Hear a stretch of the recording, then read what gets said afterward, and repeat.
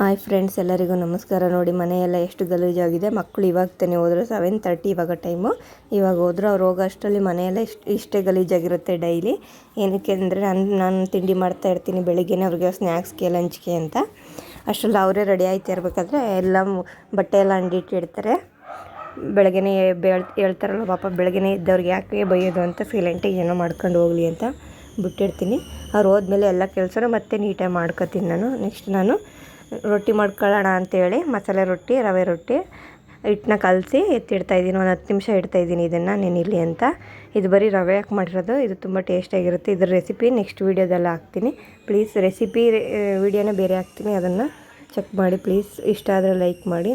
ನಾನು ಮತ್ತು ನನ್ನ ಹಸ್ಬೆಂಡು ತಿಂಡಿನ ತಿನ್ಕೊಂಡು ಇವಾಗ ಮನೆಯೆಲ್ಲ ಕ್ಲೀನ್ ಮಾಡಬೇಕಿತ್ತು. ನಾನು ಅಡುಗೆ ಮನೆಯೆಲ್ಲ ಕ್ಲೀನ್ ಮಾಡಿ, ಇವತ್ತು ಗುರುವಾರ ಅಲ್ವಾ, ದೀಪ ಬೇರೆ ಕಸಬೇಕಿತ್ತು ಅಂತ ಮನೆಯೆಲ್ಲ ಕ್ಲೀನ್ ಮಾಡ್ಕೊಂಡೆ. ನೋಡಿ, ಈ ಥರ ಮನೆಯೆಲ್ಲ ಕ್ಲೀನ್ ಮಾಡಿದ್ದೀನಿ. ಸಂಜೆ ತನಕ ಯಾರೂ ಗಲೀಜು ಮಾಡಲ್ಲ. ಇನ್ನು ಮಕ್ಕಳು 4:30 ಬರ್ತಾರೆ. ಬಂದಮೇಲೆ ಎಲ್ಲ ಗಲೀಜು ಮಾಡ್ತಾರೆ. ಪಾತ್ರೆ ಎಷ್ಟಿದ್ರೂ ತೊಳೆದು ಬಿಡ್ಬೋದು, ಆದರೆ ಇದು ಜೋಡಿಸೋದೇ ಒಂದು ಕಷ್ಟ ಫ್ರೆಂಡ್. ನನ್ನ ಪಾತ್ರೆ ಎಷ್ಟಿದ್ರೂ ತೊಳಿತೀನಿ, ಆದರೆ ಜೋಡಿಸೋದಂದರೆ ಭಾರಿ ಕಷ್ಟ. ನೋಡಿ, ಅದು ಸ್ಟ್ಯಾಂಡೆಲ್ಲ ಖಾಲಿಯಾಗಿದೆ. ಇಲ್ಲಿಗೆ ನಾನು ಇವಾಗ ಜೋಡಿಸ್ಬೇಕು ನೀಟಾಗಿ. ನೆಕ್ಸ್ಟ್ ನಾನು ಪ್ಯಾಕೆಟ್ ಹಾಲಿಂದ ಬೆಣ್ಣೆ ತೆಗೆದಿಟ್ಟಿದ್ದೆ.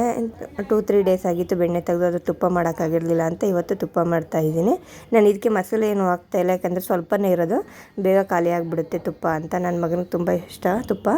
3 ಟೈಮು ತುಪ್ಪ ಹಾಕೊಂಡೇ ತಿನ್ನೋದವನು. ಅದಕ್ಕೆ 2 ಡೇಸು ಬರಲ್ವೇನೋ ಈ ತುಪ್ಪ.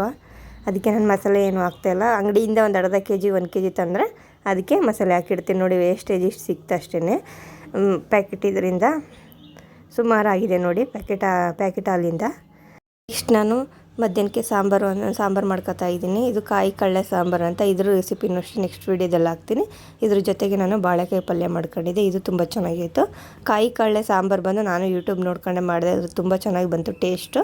ಅದಕ್ಕೆ ಆ ವೀಡಿಯೋನೂ ಹಾಕ್ತೀನಿ, ಒಂದು ಸಲ ಚೆಕ್ ಮಾಡಿ.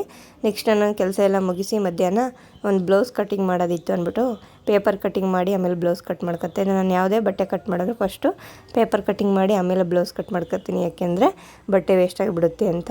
ಇದನ್ನು ನಾಳೆ ಸ್ಟಿಚಿಂಗ್ ಮಾಡ್ತೀನಿ. ಇವತ್ತು ಕಟ್ ಮಾಡಿ ಎತ್ತಿಡ್ತೀನಿ.